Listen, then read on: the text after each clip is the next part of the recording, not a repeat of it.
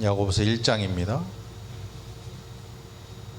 신약 370페이지 야고보서 1장의 말씀. 하나님과 주 예수 그리스도의 종 야고보는 흩어져 있는 12지파에게 문안하노라. 내 형제들아, 너희가 여러 가지 시험을 당하거든 온전히 기쁘게 여기라. 이는 너희 믿음의 시련이 인내를 만들어내는 줄 너희가 알미라. 이를 온전히 이루라. 이는 너희로 온전하고 구비하여 조금도 부족함이 없게 하려 함이라.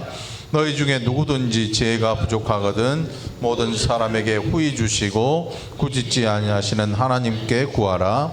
그리하면 주시리라. 오직 믿음으로 구하고 조금도 의심하지 말라. 의심하는 자는 마치 바람에 밀려 요동하는 바다 물결 같으니 이런 사람은 무엇이든지 주께 얻기를 생각하지 말라. 두 마음을 품어 모든 일에 정함이 없는 자로다. 낮은 형제는 자기의 높음을 자랑하고 부한 자는 자기의 낮아짐을 자랑할지니 풀의 꽃과 같이 지나감이라. 해가 돋고 뜨거운 바람이 불어 풀을 말리면 꽃이 떨어져 그 모양의 아름다움이 없어지나니 부한 자 이와 같이 쇠잔하리라. 시험을 참는 자는 복이 있나니 이는 시련을 견디어낸 자가 사랑하는 자들에게 약속하신 생명의 면류관을 얻을 것이기 때문이라. 사람이 시험을 받을 때 내가 하나님께 시험을 받는다 하지 말지니 하나님은 악에게 시험을 받지도 아니하시고 친히 아무도 시험하지 아니하시느니라. 오직 각 사람이 시험을 받는 것은 자기 욕심에 끌려 미혹됨이니 욕심이 잉태한즉 죄를 낳고 죄가 장성한즉 사망을 낳느니라. 내 사랑하는 형제들아, 속지 말라. 좋은 은사와 온전한 선물이 다 위로부터 빛들의 아버지께로부터 내려오나니 그는 변함도 없으시고 회전하는 그림자도 없으시니라. 그가 그 피조물 중에 우리로 한 첫 열매가 되게 하시려고 따라 진리의 말씀으로 우리를 낳으셨느니라. 이거 알지니 사람마다 듣기는 속히 하고 말하기는 더디하며 성내기도 더디하라. 사람이 성내는 것이 하나님의 의를 이루지 못함이라. 그러므로 모든 더러운 것과 넘치는 악을 내버리고 너희 영혼을 능히 구원할 바 마음에 심어진 말씀을 온유함으로 받으라. 너희는 말씀을 행하는 자가 되고 듣기만 하여 자신을 속이는 자가 되지 말라. 누구든지 말씀을 듣고 행하지 아니하면 그는 거울로 자기의 생긴 얼굴을 보는 사람과 같아서 제 자신을 보고 가서 그 모습이 어떠했는지를 곧 잊어버리거니와 자유롭게 하는 온전한 율법을 들여다보고 있는 자는 듣고 잊어버리는 자가 아니요 실천하는 자니 이 사람은 그 행하는 일에 복을 받으리라. 누구든지 스스로 경건하다 생각하며 재갈 물리지 아니하고 자기 마음을 속이면 이 사람의 경건은 헛것이라. 하나님 아버지 앞에서 정결하고 더러움이 없는 경건은 곧 고아와 과부를 그 환난 중에 돌보고 또 자기를 지켜 새 속에 물들지 아니하는 그 네, 오해도 하나님 주신 귀한 은혜 우리 함께 받아 누리게 되기를 간절히 축원합니다. 야고보서라고 이 제목이 되어 있지요. 예수님의 동생 야고보라고 신학자들이 이야기를 하고 있고, 또 어떤 분들은 또 다른 야고보를 일컬어요. 세베대의 아들 야고보라 일컫는데, 이게 가장 비슷한 저자를 우리가 생각해 본다면 예수님의 동생 중에 야고보라는 사람이 이 서신을 기록한 것으로 생각이 됩니다. 그래서 이 야고보의 수신자 곧 이 서신을 받는 사람들이 누구인가? 그래서 하나님과 주 예수 그리스도의 종 야고보는 흩어져 있는 12지파에게 문안한다. 12지파면 거의 유대인이라고 우리가 생각을 할 수 있어요. 유대인. 그래서 야곱의 12아들을 12지파라고 이야기를 하죠. 그래서 이 12지파 유대인들이 12지파 안에 들어있고, 그래서 야고보는 유대인들에게 이 서신을 기록하고 있고, 이 육신의 일로는 12지파가 유대인에 속하지만 이제 믿음의 일로 그리스도의 예수 그리스도를 믿는 믿음의 일 안에서는 이 12지파는 영적으로 믿는 모든 성도들을 지칭할 수도 있어요. 그러나 이 야고보가 기록한 내용에 사용되는 어떤 단어들은 그들이 유대인들에 관한 이 서신을 기록한 것에 더 가깝다, 이렇게 생각할 수도 있지만, 그러나 아무튼 야고보가 이 서신을 기록한 대상, 그리고 이 서신을 받는 사람들에게 그가 하고자 하는 얘기가 무엇인가 하는 것을 우리가 1장을 통해서 살펴볼 수가 있는데, 자, 이 서신이 기록되면서 처음 인사말과 함께 2절에서 바로 기록되고 있는 내용이 뭐냐 하면 시험이라는 단어, 시험이라는 단어. 그래서 이 너희가 여러 가지 시험을 당하거든 온전히 기쁘게 여기라. 뭐 뜬금없이 잘 살고 멀쩡히 있는데 시험이라는 단어를 쓰지는 않을 거고, 흩어져 있는 12지파, 뭐 역사적인 배경이나 여러 가지 이유로 또 신앙의 이유로 흩어져 있는 성도들에게, 흩어져 있는 이유가 성도들이 흩어져 있으면서 그 흩어진 이유가 신앙일 때, 또 여러 가지 환난과 핍박으로 인해서 괴로움을 당할 때, 그래 그러니까 흩어져 있으니까 고향을 떠나 있는 건, 나라를 떠나 있는 거잖아요. 뭐 요즘에는 돈이 많아서 투자 이민도 하고, 또 기술을 가지고 기술 이민도 가고, 또 관광 비자를 가지고 불법 체류도 하고, 별별 사람들이 다 있는데, 이 옛날에는, 고대나 이 시대에는 그 나라를 떠난다고 하는 게 그렇게 좋은 일이 아니에요. 야, 이민 간다, 유학 간다, 이런 의미가 아니고, 나라가 망했던지, 다른 군대가 와가지고 이 사람들을 뿔뿔이 흩어지게 만들어 버리든지. 이스라엘이라는 이 나라가 북왕국 이스라엘이 있었잖아요. 남왕국 유다하고. 이스라엘의 정통성이 사라져버린 이유가 뭐냐 하면, 이방 군대가 들어와서 이 민족들을 뿔뿔이 흩어버리고 그 자리에다가 이 다른 민족들을 그 자리에 갖다 놔요. 그러니까 이 민족이 혼혈이 돼버려요. 서로 결혼하고 왕래하면서 이 혈연적인 이런 10지파가 원래 거기 있었잖아요, 이스라엘에. 이 지파의 개념이 사라져버린 거예요. 그래서 거기 있는 사람들을 사마리아인이라 불러요. 사마리아인, 사마리아 지역.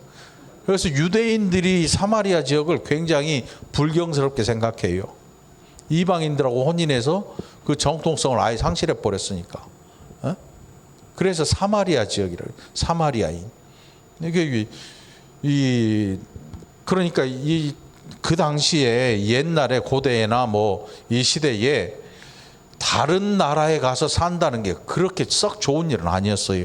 그러니까 마땅히 야고보는 흩어져 있는 12지파에게 지금 문안하면서 이 서신을 기록하는 내용, 이유는 그들에게 반드시 환난이 있었을 것이고 시험당하는 일들이 없지 않았을 거라는 걸 알고 있는 거지요. 이 옛날에는 자기 나라를 떠나서 사는 것, 이거 굉장히 위험한 일이에요. 법적인 보호, 군사적인 보호 아무것도 받을 수 없어요. 가다가 누군가 죽여버리면 하소연할 데도 없어요.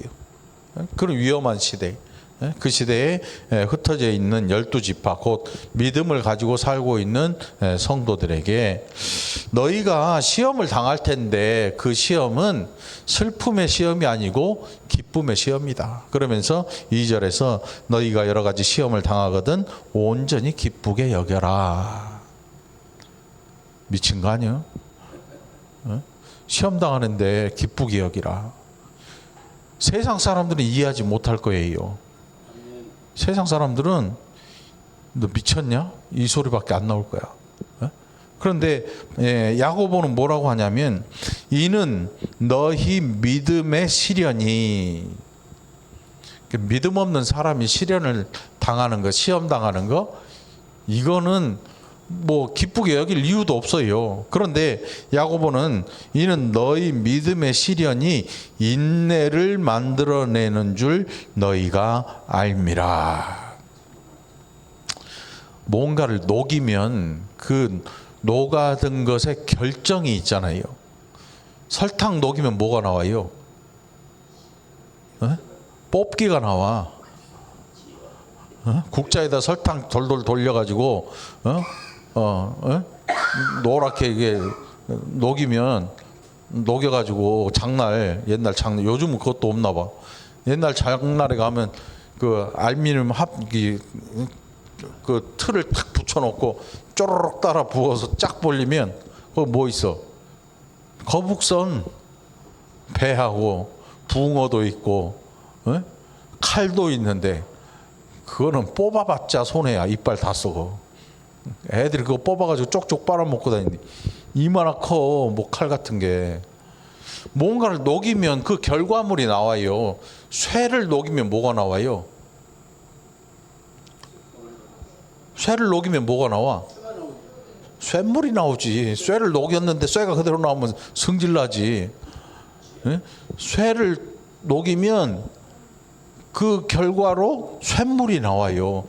그 이제 쇳물이 왜 중요한가 하면 이것으로 여러 가지 제품들을 만들어낼 수가 있는 거지.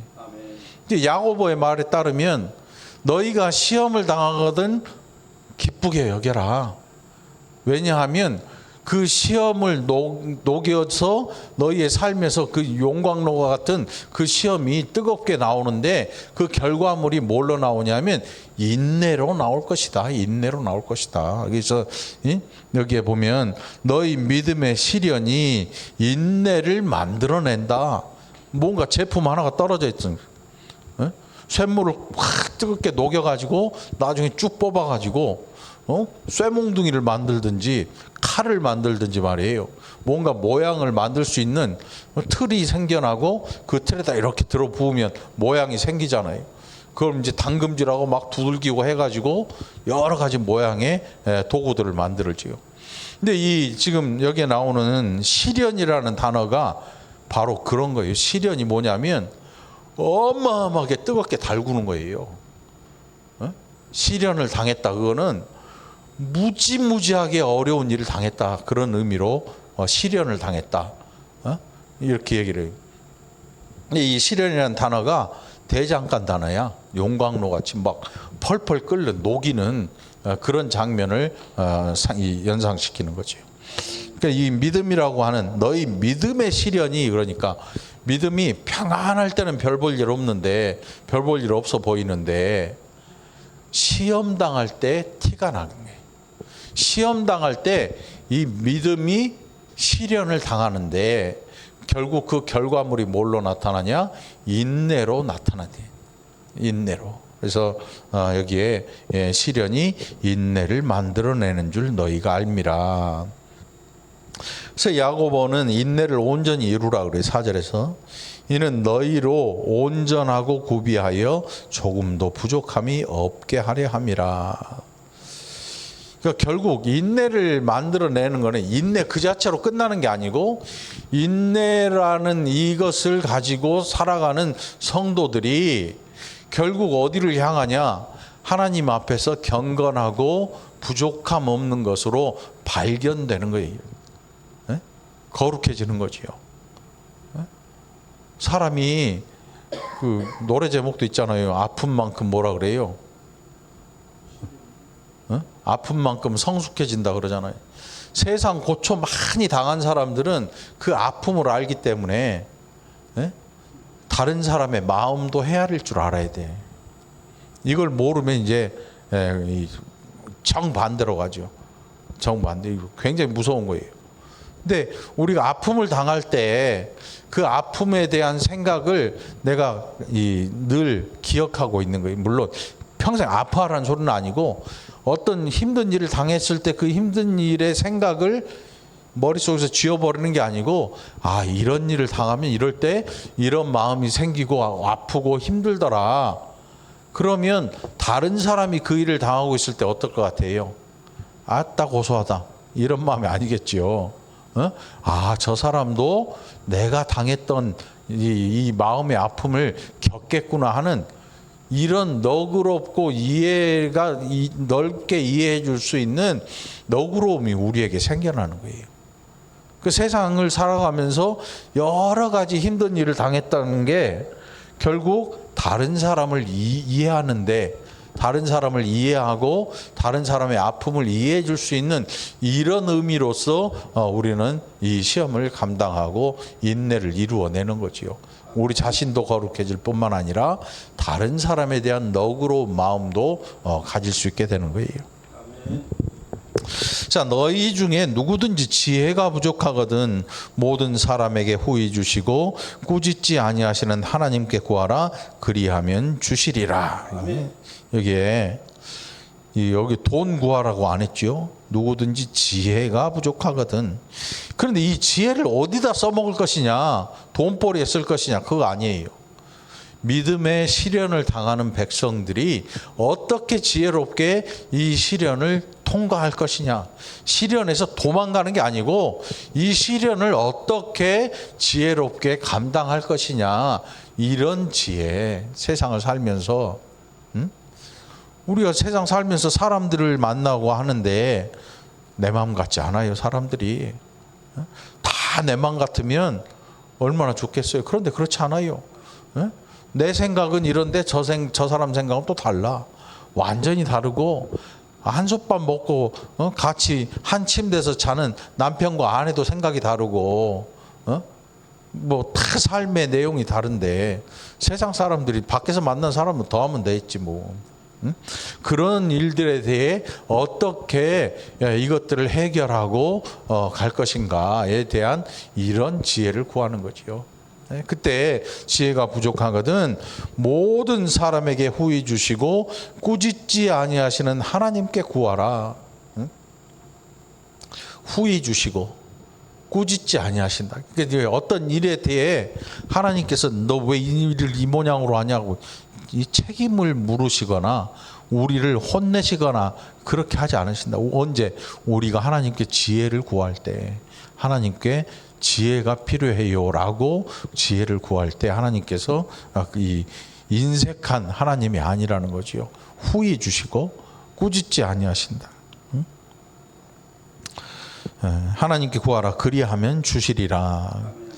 여기서 이제 막 여기 앞에를 뚝 떼버리고 뒤에만 가지고 막 얘기를 하면 아무 기도나 막 하고 하나님만이 다 주신다 이렇게 슬그머니 넘어가 버리는 그런 때도 있는데, 이 본문은 결단코 그런 본문이 아니에요. 성도들이 어떻게 세상을 살아가고 그 지혜가 부족할 때 하나님께 구하고 지혜롭게 세상을 지내게 해주는 하나님의 놀라우신 은혜의 일, 그것이 기도로 하나님께 구하는 일이죠. 그래서 하나님께서 주십니다. 6절에 오직 믿음으로 구하고 조금 더 의심하지 말라. 이게 왜 의심해요? 안 줄 것 같으니까 의심하는 거야. 애들 보면 뭘 주다가 몇 번 장난하면 안 믿고 이렇게 쳐다봐. 왜?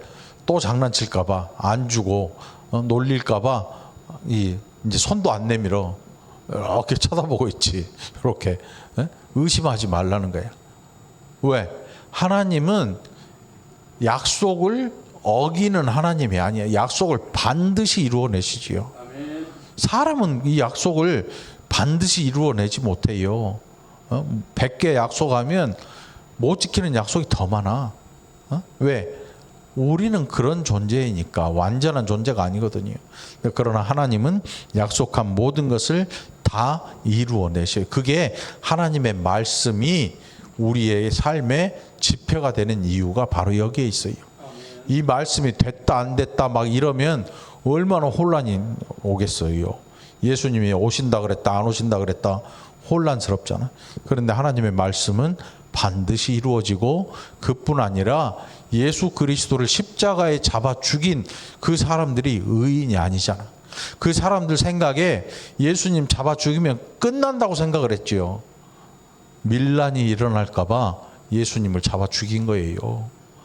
그런데 그 사람들은 그런 생각을 가지고 끝내기 위해서 예수님을 잡아 죽였지만 성부 하나님께서 성자와 언약하신 그 일을 시작하시는 일이 되고 말았어요. 이게 사람의 계획과 하나님의 능력의 차이인 거예요. 네? 자, 두 마음을 품은 모든 일에 정함이 없다. 이거는 하나님을 온전히 의뢰하지 않는 자들에 대한 이야기. 예? 여러분, 하나님 그 능력이 변개하지 변함이 없으신 것 늘 믿고 감사하시기 바라요. 자, 9절로 11절에 보면 낮은 형제와 부한 자 이 두 부류가 나오는데, 낮은 형제는 자기의 높음을 자랑한다. 그 당시에 낮은 자는 거의 노예와 같아요. 노예하고 비슷해. 낮은 자는 가진 게 아무것도 없어서 아무런 소망이 없어요, 이 땅에서. 그런데 예수 그리스도를 영접하고 믿음으로 말미암아 하나님 나라의 백성이 되고 하나님이 나의 왕이 되신, 나의 아버지가 되신다. 왕이 나의 아버지가 되신다. 한번 생각을 해봐요. 신분이 얼마만큼 상승하는지. 뭐 멀리 갈 것도 없지요. 요셉이 총리가 되는, 죄인이 왕의 사랑을 받고 그 지위가 비교할 수 없을 만큼 높아지는 거예요. 이게 그 당시에 낮은 형제는 자기의 높음을 자랑한다. 이것은 어디 가서 막 명함 찍고 돌아다니면서 자랑하는 게 아니고 예수 그리스도로 말미암아 달라진 자기가 속한 세상에 대한 것을 깨달아 알으라는 거예요. 그리고 뒤에 부한 자는 뭐냐면 풀의 꽃과 같다. 풀의 꽃이 뭐예요? 펴 있을 때는 이쁘지만 그게 며칠 가. 불과 길어봤자 일주일이야. 좀 오래 간다는 난도 한 달이면 져요. 뭐 1년 내내 가는 꽃이 없어요. 저 이 사계절이 따뜻한 나라 태국 같은 데 가면 사계절 피는 꽃이 있잖아요. 나무에서 사계절 꽃이 펴요. 그런데 꽃 한 송이가 계속 똑같이 있는 게 아니야. 얘가 지고 또 새로 피고 하니까 이뻐 보이는 거지. 우리가 여기 보면 해가 돋고 뜨거운 바람이 불어 풀을 말리면 꽃이 떨어져 그 모양의 아름다움이 없어지나니 부한 자도 그 행하는 일에 이와 같이 쇠잔하리라. 교만하지 말라는 거예요. 지금은 강해 보이지만 결국은 하나님 앞에서 피조물일 뿐인 거다. 너희는 영원한 삶을 살아갈 수는 없다. 그러니 부한 자는 겸손해지고 낮은 자는 오히려 너의 높아짐을 발견하고 감사하는 일에 힘을 써라. 이렇게 얘기하는 거지요. 자, 이제 12절에 보니까 시험을 참는 자는 복이 있다고 해요. 이 시험은 신앙과 관련이 있는 거지요.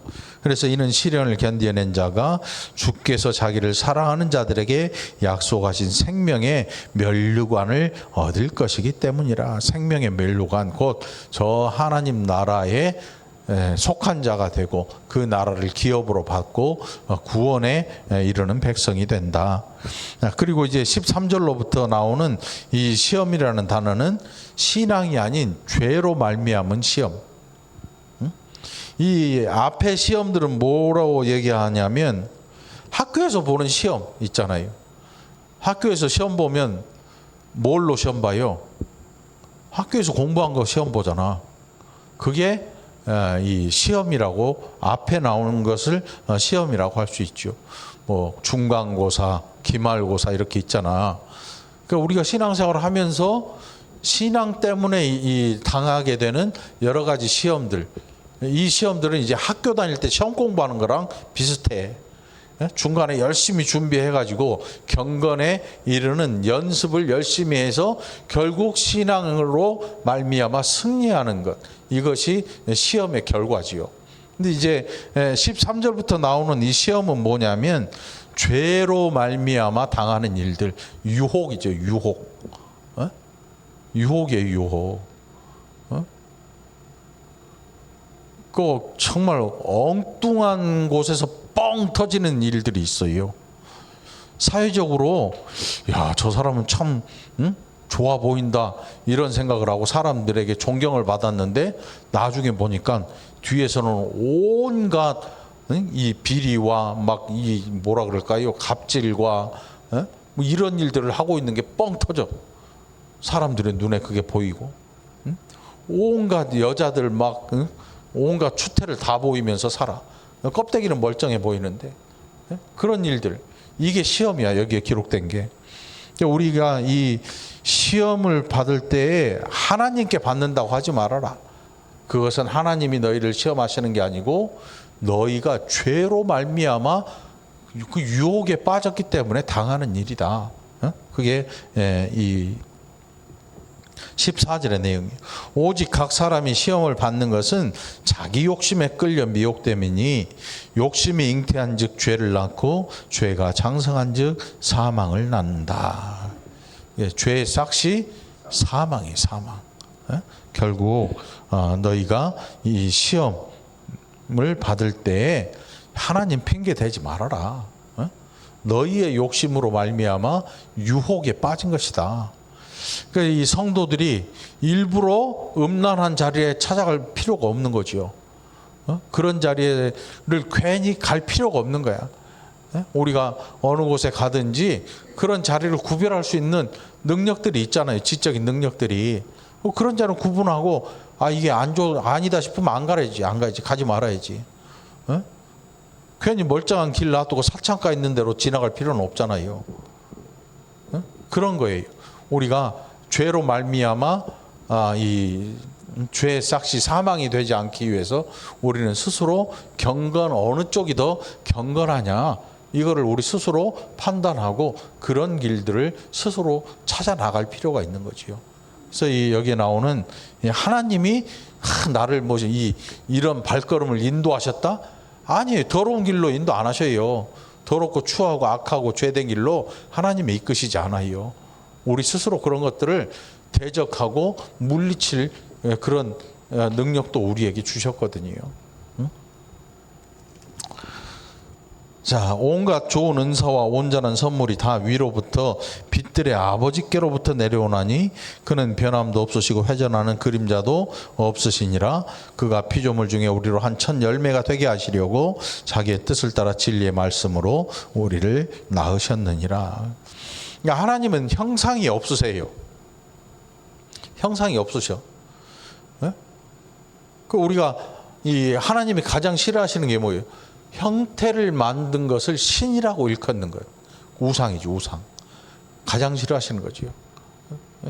우리도 스스로 하나님을 우리의 개념에 따라서 만들려고 시도를 하는 사람들이 굉장히 많아요.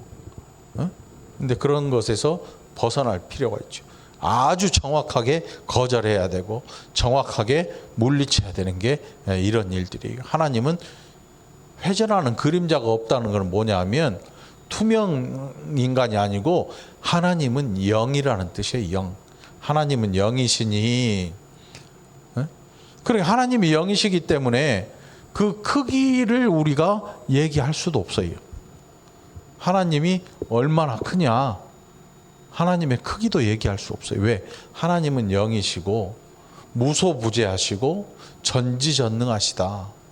이 말은 뭐냐면 하나님이 원하시는 어느 곳에든 하나님은 계신다. 야곱이 그 형 에서의 칼날을 피해 도망가다가 느낀 거예요. 광야에서 그가 하나님을 만나고 하나님이 여기도 계셨구나. 여태껏은 지 사는 동네만 있는 그런 신인 줄로 알았거든. 그런데 하나님 그렇지 않으셔. 그럼 하나님께서 왜 유대 이스라엘에 안 계시고 대한민국에 있는 교회에 예배를 받으시겠어? 하나님은 영이시기에 가능한 거야. 하나님은 시간과 공간에 갇혀 있는 신이 아니야. 시간과 공간에 얽매이면 그건 피조물이야. 왜냐하면 시간이라고 하는 이 개념이 피조된 거거든. 만들어진 거거든. 근데 만든 신이 자기가 만든 데 갇혀버리면 말이 안 되잖아요.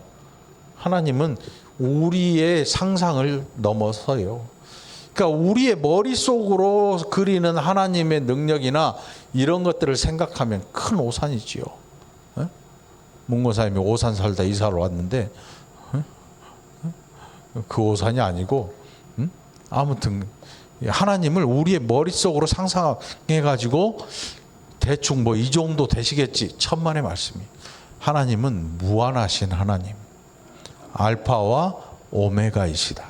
처음과 나중이시다. 그러니까 그 끝을 알 수 없고 그 시작도 알 수 없는 분이 하나님이래. 여호와 하나님.